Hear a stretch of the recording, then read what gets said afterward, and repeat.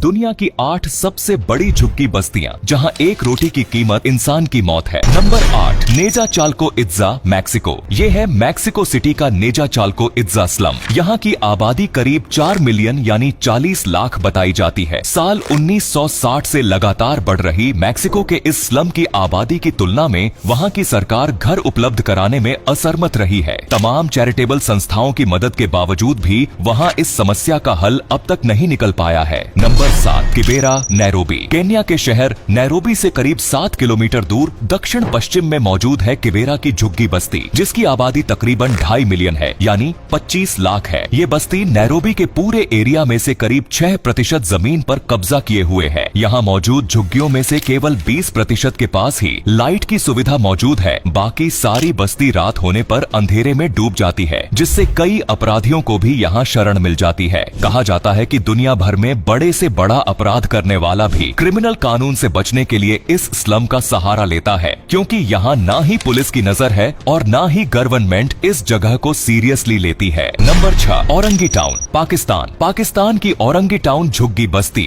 जिसकी आबादी लगभग 20 लाख बताई जाती है। दुनिया के सबसे बड़े स्लम में से एक औरंगी टाउन के तेजी विकसित होने की वजह तेजी से बढ़ता ग्लोबलाइजेशन भी है। यहाँ की 80% आबादी अनौपचारिक क्षेत्रों में काम करती है। यहाँ साफ पानी की जबरदस्त किल्लत है, जिसके चलते लोगों को वाटर टैंकरों से साफ पानी खरीदना पड़ता है। जैसा कि आप जानते ही हैं कि पाकिस्तान में महंगाई आसमान छू रही है और ऐसे में पानी का इस जगह न होना गरीबी में आटा गीला होने जैसा है। यहाँ पीने के लिए साफ पानी न मिलने की वजह से हर साल हजारों लोगों की मौत हो जाती है, जिससे अंदाजा आप आसानी से लगा सकते हैं कि इस जगह कितने बदतर हालात हैं। नंबर 5, मनसिएट, मिस्र। मिस्र के काहिरा और इजिप्ट जैसे इलाकों में आवास काफी महंगे हैं, जो कम आमदनी वाले लोगों के लिए खरीदना लगभग नामुमकिन है। जाहिर है कि वो लोग झुग्गियों में रहने के लिए मजबूर है और इसीलिए विकसित हुआ यहाँ का सबसे बड़ा स्लम मनसिएट, जो विश्व में 5वें नंबर पर आता है। इसकी आबादी करीब 15 लाख आंकी गई है। नंबर 4, सिटी सॉइलल, पोर्ट ओ प्रिंस, हैती। इस स्लम एरिया की आबादी 4 लाख के आसपास बताई जाती है। कुछ रिपोर्ट्स के मुताबिक इस झुग्गी बस्ती में बच्चों और किशोरों की आबादी सबसे ज्यादा है। इसकी वजह ये बताई जाती है कि यहाँ एड्स जैसी बीमारियां अपने विकरालतम रूप में फैली हैं, जिसके चलते लोगों की 50 से 52 साल की आयु पूरे होते होते मौत हो जाती है। नंबर 3, हिडाल्गो काउंटी, संयुक्त राज्य अमेरिका। करीब 52,000 की आबादी वाला अमेरिका का ये स्लम वाकई हैरान करता है। हालांकि धीरे धीरे इसके आसपास का इलाका करोड़पतियों ने मनमाने दामों पर खरीदना शुरू कर दिया है, पर अब भी यहाँ रहने वाले लोग गरीबी रेखा के नीचे गुजर कर रहे हैं। टेक्सास के पास बसी हिडाल्गो काउंटी झुग्गी बस्ती में पानी, बिजली और सामान्य घरों जैसी बुनियादी सुविधाओं की काफी कमी है। इसीलिए यहाँ पर लोग टेंट, कार्डबोर्ड और लकड़ी के फट्टों से घर बनाकर रहने के लिए मजबूर हैं। इस जगह की सबसे खराब बात यह है कि यहाँ का ज्यादातर युवा ड्रग्स की वजह से नशे की हालत में रहते हैं। आप यहाँ राह चलते लोगों को देख सकते हैं जो नशे में डूबे रहते हैं। चाहकर भी सरकार इन लोगों की मदद नहीं कर पाती, क्योंकि ये एक पल भी ड्रग्स से दूर नहीं रह सकते। लिहाजा ड्रग्स खरीदने के लिए पैसे चाहिए होते हैं। ऐसे में यहाँ के लोग क्राइम करते हैं। लूटपाट, चोरी, पैसों के लिए मर्डर इस जगह के लिए आम बात है। नंबर 2,